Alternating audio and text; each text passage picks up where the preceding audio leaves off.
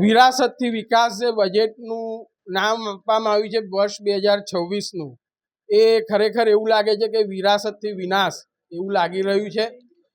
છેલ્લા 436 દિવસથી ખુલ્લા પગે તપ કરવું છે એનો મુખ્ય ઉદ્દેશ એ છે કે વડોદરાના ઐતિહાસિક વારસાને ન્યાય મળે અને માંડવીનું કામ ઝડપથી શરૂ થાય. તો આજે 436મા દિવસે પણ ગ્રાઉન્ડ લેવલ પર માંડવીની કામગીરી ઝીરો છે અને મહાનગરપાલિકાના કમિશનર સતત કહે છે કે ટેકનિકલ કારણોને લીધે માંડવીનું કામ થઈ શકતું નથી. ત્યારે જ આ મહાનગરપાલિકાનું હેરિટેજ સેલ છે, જેના એક મેડમ છે કે જે 10 તારીખે માંડવીનું પરીક્ષણ કર્યું છે જમીનનું, અને એ રિપોર્ટ આવે છે કે માંડવીની 15 થી 20% કામગીરી પતી ગઈ છે અને માંડવીનું પિલ્લર જે રીતે જર્જરિત છે એ રીતે ફાઉન્ડેશનમાં પણ નુકસાન છે.